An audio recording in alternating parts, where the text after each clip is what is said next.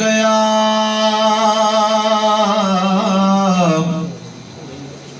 या रसूल अल्लाह वसल्लम अलैका या हबीब अल्लाह। हो मुखे आसरो अजीब में पकोड़ा पको मुखे आसरो अजीब में पकोड़ा पको सोने रब जे हबीब में पकोड़ा पको सोने रब जे हबीब में पकोड़ा पको पकोड़ा पको सफा पकोड़ा पको पकोड़ा पको सफा पकोड़ा पको मुखे आसरो अजीब में पकोड़ा पको मुखे आसरो अजीब में पकोड़ा पको छड़ी दो बेरी पुकार में पुनल ईंदो औखिया वेल में कोन छड़ी दो बेरी पुकार में पुनल ईंदो करीब में पकोड़ा पको करीब न गरीब में पकोड़ा पको मुखे आसरो अजीब में पकोड़ा पको मुखे आसरो अजीब में पकोड़ा पको समूरी थोड़ा गायो मिलन जो ही एहसान न लायो मेरे समूरी थोड़ा गायो मिलन जो ही एहसान न लायो असांजे नसीब में पकोड़ा पको आयो असांजे नसीब में पकोड़ा पको आयो असांजे नसीब में पकोड़ा पको मुखे आसरो अजीब में पकोड़ा पको रहमत वारा साईं तोते नाज़े अजीज़ खे सदाई तोते रहमत वारा साईं तोते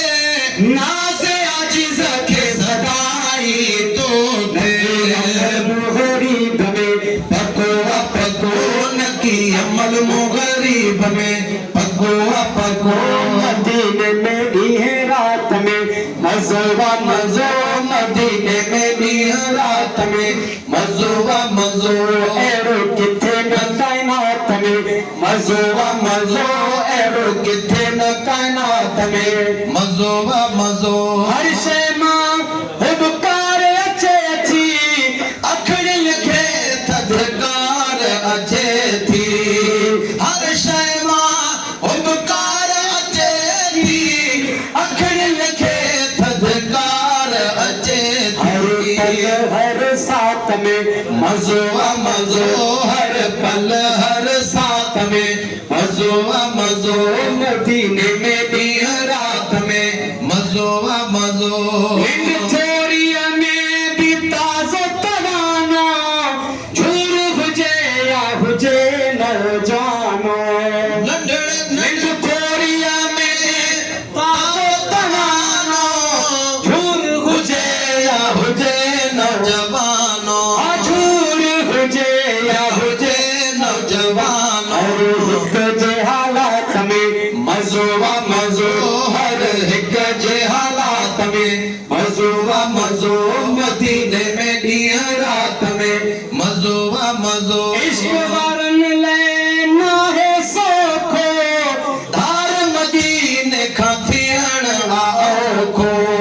इश्क वारन लाइ नाहे सौखो धार मदीने औखो धार मदीने खां थियण औखो महबूबन जी मुलाकात में मजोवा मजो महबूबन जी मुलाकात में मजोवा मजो मदीने में ॾींहं रात में मजोवा मजो किथे न कायनात में मजोवा मजो मात सुनो पर हित सखिया आजिज़ जैते आस रखिया मात सुनो जो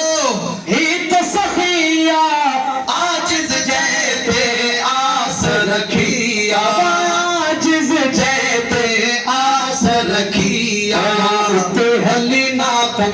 मज़ो आ मज़ो पढ़ा हली पढ़ा उते हली नात में मज़ो आ मज़ो मदीने में ॾींहं रात में मज़ो आ मज़ो अहिड़ो किथे न काइनात में मज़ो आ मज़ो मदीने में ॾींहं रात में मज़ो आ मज़ो